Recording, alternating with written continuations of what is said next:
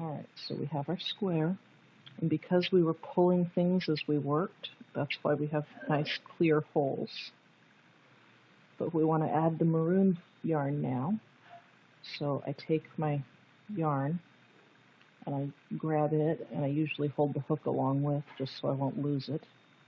That helps me know about how much of a tail to leave. Cut. Now loop over, just like a slip or a chain, but you're going to pull all the way through. That makes a permanent knot. Now that piece is going to bother me that it's in my way, so let me stick the hook right through and just pull it so that it'll be not where it's in my way. That's what you do with the tails. You can either use a hook or a big fat yarn needle from the fabrics, from Michael's, to put the tails inside. Now we're ready to add the maroon, so we set this down and start with our maroon. We make a slip knot.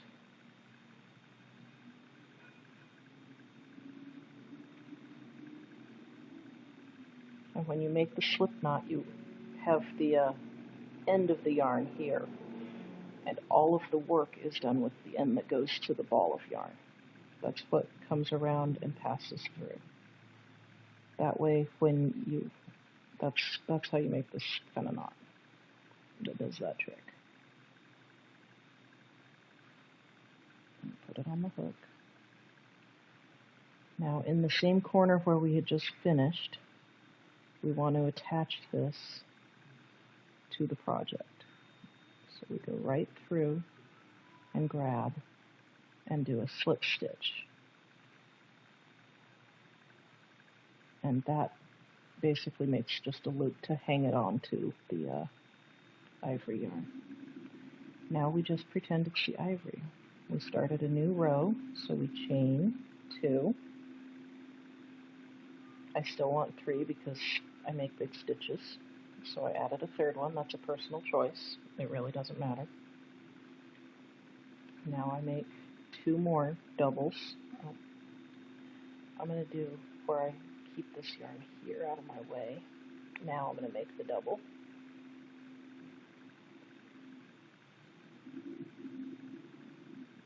There's one double. Oh, now I'm looking at it thinking that's too much of a chain after all. So I'm going to take the double out and one of my chains. So now we just have a chain 2. Now I'm going to try that double again.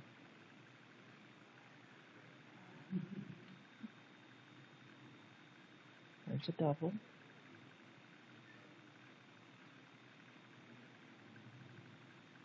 And another. And just like before, those 2 doubles combined with the chain makes 3 doubles. So now we chain 1 and go to the next hole.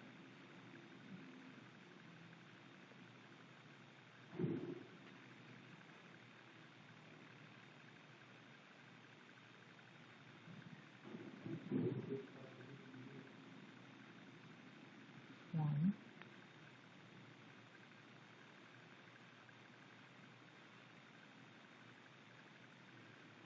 2,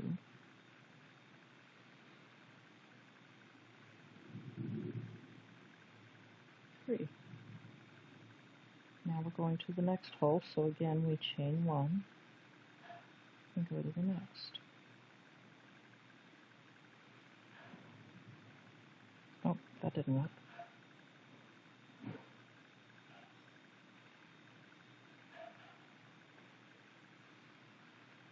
There's 1.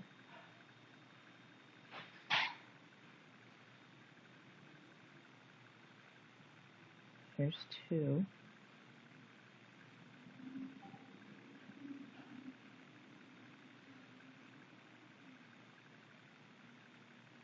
There's 3.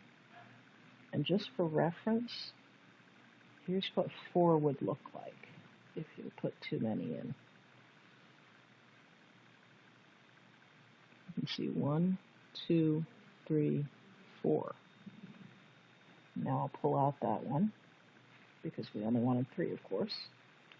Now to get to the next hole, we have to turn. We're no longer working this way. We have to go this way. That means this is a corner, so we're not going to the next hole yet. We're not done. We have to chain 2 and make our 3 doubles here.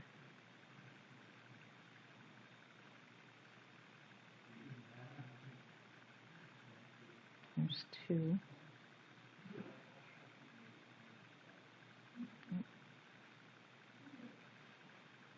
There's 3. And you see how it's weirdly shaped right now, but you yank it this way and that, and it makes a corner. So now we have completed one whole side, and we've begun the next side. We're going on to the next hole, so we chain 1 and carry on.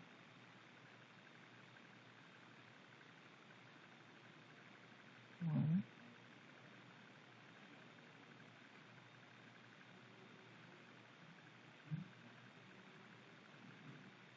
2,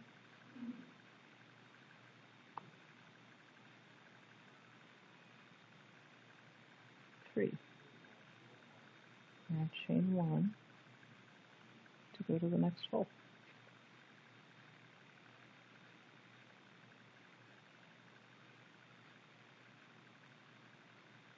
1,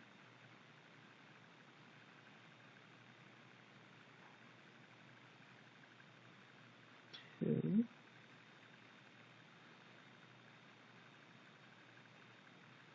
3. It's starting to get big, so I'm going to pull it back. And obviously we're needing to do this side now, so we chain 2. And we work in the same opening. 1,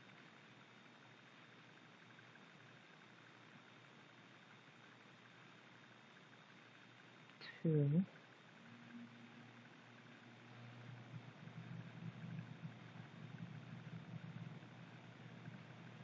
3. Now we're ready to go to the next. Chain 1.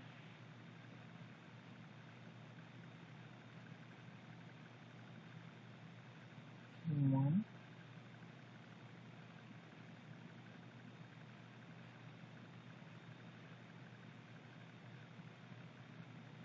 2,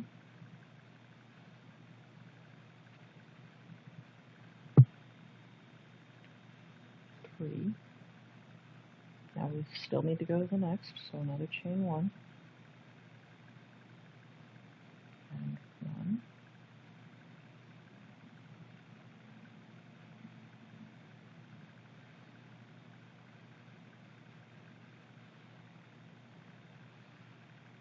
2,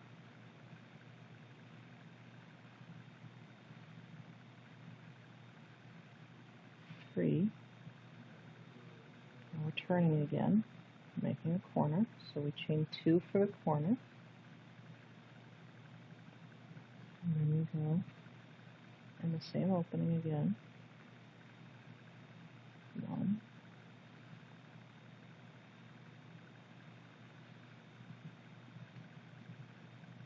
2,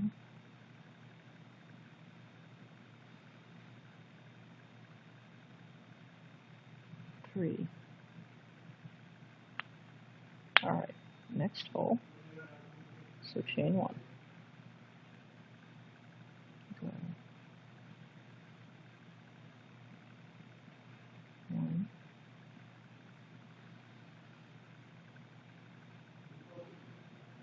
2,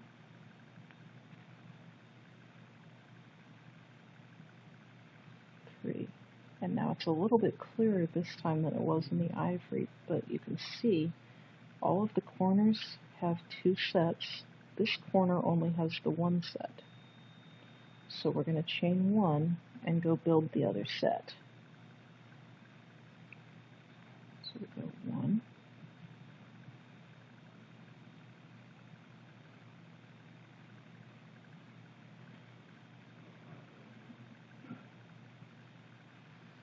2,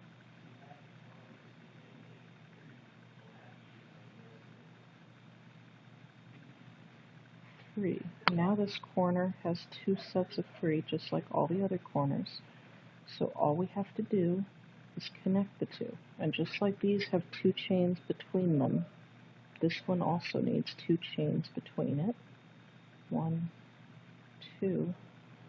But instead of, like here, we made the two chains and then made the next stitches. Here, the next stitches are already there, so all we do is slip stitch together to join them.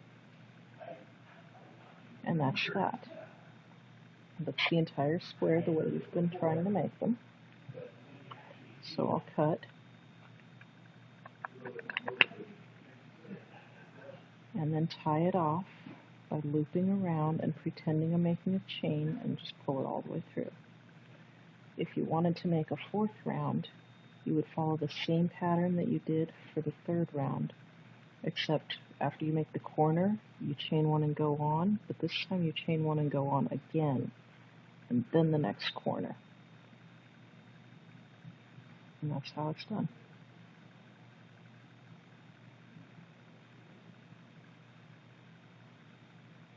And you can grab this square and pull it apart and see how there's the 3 in each space. And there they are.